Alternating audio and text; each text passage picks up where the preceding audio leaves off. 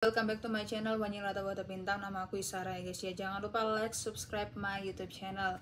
Kali ini kita akan yang namanya ngebahas satu buah event yang menurut saya di tahun 2022 2023 itu adalah tahun tergelap industri entertainment di Taiwan, yaitu bagaimana tereksposnya belasan macam artis, baik artis senior maupun artis junior yang terbukti melakukan pelecehan seksual yang mereka ini timbun selama puluhan tahun ya guys ya. Kenapa di zaman Ibu Tsai Ing-wen itu bisa orang-orang ini yang sebagai orang-orang terkenal ini diekspos pelecehan seksual di Taiwan? Gimana ceritanya dan bagaimana Taiwan itu lagi bersih-bersih yang namanya predator seksual ya guys ya. Jadi stay tune in my channel dan ini ceritanya ya. Satu tentu aja the infamous kasusnya si Aaron Yen atau Pak Aaron Yen, Pak boyband cabul itu. Kenapa? Jadi gini ceritanya ya guys ya. Pak Aaron Yen itu udah 20 tahun establish karir boybandnya dia. Dia itu punya sebuah kebiasaan yang cukup aneh. Dia openly gay, udah di publik itu I'm openly gay, pacar aku itu semuanya cowok gitu ya. Mantan pacar aku semuanya itu adalah berjenis kelamin laki-laki. Selain itu dia sangat suka sekali membuat suatu workshop untuk membuat boyband baru, trainee baru. Cowok-cowok yang dia kejar itu mayoritas itu adalah orang di bawah usia 22 tahun, umur 20, 21, anak-anak yang baru lulus SMA, baru masuk kuliah. Memang Pak Aaron Yen itu punya kebiasaan memelihara kucing. Kucing itu berondong ya guys ya, istilah ininya gaulnya ya. Kemudian dia sering banget belanja kucing juga di Thailand. Dan kucing di Thailand itu kan murah ya guys ya, lebih murah dibandingkan di Taiwan. Dia sangat hobi sekali, sebulan sekali itu jajan kucing di Thailand. Bahkan juga sex party di Thailand dengan kucing-kucingnya itu. Yang dia incar itu adalah ABG SMA seperti itu. Satu victim dan mantan pacarnya itu adalah Yaole. Yaole itu seorang pria muda. Dia itu memang terpaksa berpacaran atau punya hubungan romansa dengan si Pak Aaron Yen ini hanya karena ingin dia jadi boyband terkenal. Nah, dia itu ternyata punya satu alibi di mana suatu hari dia itu diundang untuk latihan ngedance di rumahnya si Aaron Yen itu. Tiba-tiba aja dia tuh kayak nggak sadar dan diperkaos guys, diperkaos dan direkam sama si Aaron Yen. Si Aaron Yen itu punya 9 bukti rekaman dan itu dinikmati sama nggak cuma si Aaron Yen tapi komunitas artisnya dia atau orang-orang sekeliling dia yang suka banget dengan melihat sodomi itu atau melihat kegiatan itu ya guys ya. Si videonya si Aaron Yen memperkaos Yaole itu bocor ya guys ya. Aaron Yen itu nggak tahu siapa yang ngebocorin itu video guys. Dan si Yaole itu menuntut si Aaron Yen. Kenapa kok terjadi hal seperti itu? Si Aaron Yen takut, kemudian mengancam si Yaole untuk tidak melaporkan hal ini ke polisi. Dengan cara apa? Dengan cara si Yaole itu didatangi setiap hari sama henchmen atau orang-orang yang pakai baju hitam, bawa pistol, henchmen gitu ya guys ya, preman gitu ya. Yaole makin ketakutan, nggak tahu harus gimana. Akhirnya dia pinter ya guys ya, dia langsung melakukan konferensi pers. Adegan yang sangat terkenal itu yang si Yaole itu nunduk gini ya guys ya, terus dia itu mengaku bahwa saya itu dilecehkan seksual sama seorang Aaron Yen gitu ya. Itu kenapa terkenal? Tiba-tiba aja Aaron Yen itu datang teman-teman, nggak diundang, nggak ada hujan, nggak ada angin, dia datang guys. Terus akhirnya dengan apa ya, nggak tahu itu acting atau nggak tahu itu mungkin untuk menutupi citranya dia nangis sungguhkan guys dan membungkuk minta maaf gini di depannya seorang Yaole. Yaole menjawab, saya nggak akan memaafkan kamu, meskipun kamu bayar saya berapapun saya nggak akan yang namanya memaafkan kamu. Kemudian itu Fahrenheit boyband itu akhirnya dibubarkan ya guys ya. Tahu nggak sih, kasusnya si Aaron Yen itu yang ngebocorin itu adalah salah satu boyband membernya itu sendiri. Karena apa? Karena kalau di Taiwan kamu menutupi kasus pelecehan seksual, kamu juga akan diberhentikan di entertainment industry, bahkan kamu membayar denda puluhan miliar ya guys ya. Makanya memang ini bukan pengkhianatan teman sih, tapi untuk menyelamatkan diri. Salah satu temennya si Aaron Yen ini ada yang nge-spill off tapi masih di apa ya, kayak dilindungi sama government. gitu loh. Jadi aibnya si Arenia tuh dikhianati sama temennya sendiri hanya karena teman-temannya ini untuk survive di entertainment industry yang udah lama mereka jalani kayak gitu ya.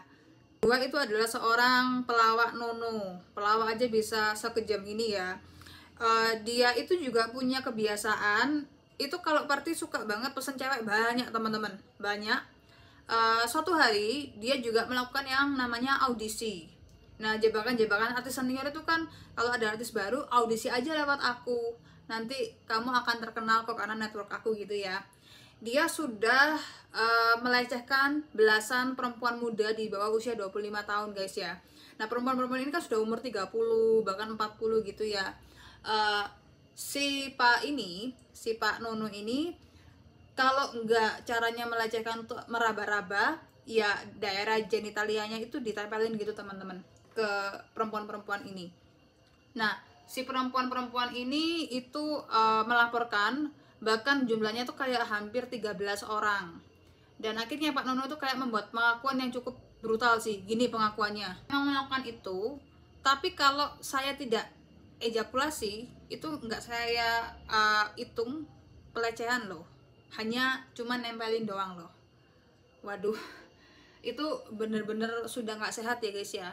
Ya, itu salah satu kriminal seksual yang memang pelakunya berhak dipenjara sih kalau bagi aku ya. Pak Nono juga diberhentikan dari entertainment industry dan dia menghilang gitu aja. Sofia, mantan model, dia melaporkan itu pernah ini dijebak juga audisi guys gitu ya. Itu photoshoot di kantornya si Mickey Huang. Mickey Huang itu ngambil foto gitu ya si cewek ini. Tiba-tiba aja si Mickey Huang itu suruh melepas bagian atasnya tanpa busana. Nah, Mickey Huang juga menggunakan teknik ini tanpa busana juga teman-teman. Akhirnya disuruh meluk si Mickey Huang ini, suruh meluk kayak gini, dipeluk paksa kayak gini ya guys ya. Si Sofia tuh kayak nggak nyaman gitu. Terus si Mickey Huang itu kayak oh maaf gitu ya, maaf mbak gitu. Akhirnya si Sofia ini itu marah dan meninggalkan itu kantor. Nah, demi minta maaf si Mickey Huang itu kayak menawarkan lagi jasanya dia, dan mereka tuh meeting di mana di dalam mobilnya si Mickey Huang malam-malam mau nganterin itu Sofia, tapi ternyata Sofia tuh hampir diperkaos. Istilahnya Sofia itu kayak dipaksa berciuman gitu sama si Mickey Huang dan suruh megang alat itunya teman-teman ya, alat ininya lah gitu loh.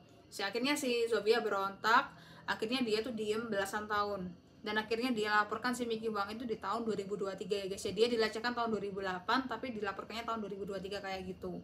Sofia itu naik ke permukaan, akhirnya teman-temannya ngikutin bahwa sama metodenya, disuruh topless, suruh tiba-tiba dipeluk gini kaget gitu kan, terus meninggalkan itu studio kayak gitu semua ceritanya guys ya. Nah, setelah itu kejadian si Mickey Huang itu akhirnya bikin video klarifikasi gitu ya guys ya. Gue gini, dia ngaku guys, ngaku tapi dia tuh langsung menyeret 13 nama artis besar sama-sama pernah pesta seks dan melecehkan seksual perempuan-perempuan bahkan juga laki-laki ya guys ya.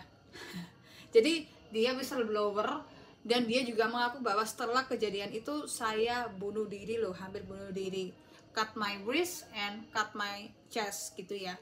Jadi gimana ya, ini orang emang bener-bener complicated, problematic juga. Mereka juga seks maniak guys. Dan si Mickey Huang ini juga pernah menyeret nama seorang Barbisu dan Disu. Ketika aku juga pernah loh hosting partinya mereka, tapi aku kasih narkoba mereka. Tapi hal ini dibantah sama seorang Barbisu dan Disu ya. Ini hanya sebuah fitnah aja sih. Banyak banget nama-nama besar selain kayak Barbisu dan Disu. Itu ada yang namanya Pak Jackie Wu, kemudian Pak Blackie Chen, yang orang Taiwan go internasional ke Amerika itu, yang gede itu badannya ya guys ya, serta nama-nama lain dan perempuan-perempuan yang pernah juga sewa gigolo ke Pak Mickey Huang ini. Jadi gimana ya, ini tuh kayak toxic banget gitu loh guys, karena mereka itu hyperseksual, nggak tahu cara mereka melampiaskan, akhirnya berpesta seperti itu. Nah, di sini kita melihat sendiri bahwa semakin lama kayak mati satu tumbuh seribu. Jadi bermunculan orang-orang yang melakukan sexual abuse di Taiwan, yang kebanyakan memang di entertainment industry ya. Itu banyak juga orang-orang non artis yang pernah mengaku ya guys ya, itu pernah jadi staffnya siapa, artis siapa, ini itu gitu ya. Itu membawa penghibur gitu ya, mau jadi penghibur doang, bahkan PSK Gigolo itu order dari Korea, order dari mainland China, order dari Vietnam, dari Thailand. Itu mereka arrange dan tahu siapa artis-artisnya, dilaporkan ke biro pihak anti pelecehan seksual dan perundungan di Taiwan. Balik lagi, kenapa di Taiwan zamannya Bu Tsai Ing-wen itu lagi genjar-genjarnya bersih-bersih predator seksual ya? Karena Bu Tsai Ing-wen itu nggak mau SDM orang Taiwan tercemar. Nah, nggak mau dong yang namanya citra orang Taiwan pekerja profesional yang sering mendapatkan predikat bagus, pekerja asing terbaik itu kan kalau nggak orang Taiwan, Singapura, Korsel gitu ya guys ya. Itu orang Taiwan selalu nomor satu guys dalam hal komitmen kerja dan juga profesionalitasan. Ngebiarin seorang public figure yang melecehkan seksual siapapun gitu ya guys ya, ya itu akan diskriminasi sama orang luar guys. Dan Me Too movement di Taiwan itu jauh lebih punya kredibilitas dibandingkan di Indonesia. Karena aku tahu para bos-bos besar yang open BO artis atau apa itu kan selalu disembunyikan. But in Taiwan kamu akan diekspos gede-gedean. Jadi Indonesia itu gimana-gimana juga tempat persembunyian orang-orang cabul terbanyak di Asia Tenggara ya Indonesia ya guys ya. Jadi hati-hati teman-teman ya, kasusnya di Taiwan ini itu adalah kasus yang paling pintar yang pernah dilakukan sama seorang Ibu Tsai Ing-wen. Jadi gimana menurut kamu teman-teman? Itu aja. Kalau kamu ke Taiwan, you are LGBT, kamu melakukan hal-hal yang aneh-aneh, hati-hati, kamu akan dibegitukan, didenda sama di penjara atau bahkan nggak boleh disuruh kerja ngapa-ngapain ya guys ya. Thank you semua udah lihat YouTube channel aku. I hope you like it. See you later. Bye bye and cai-cian.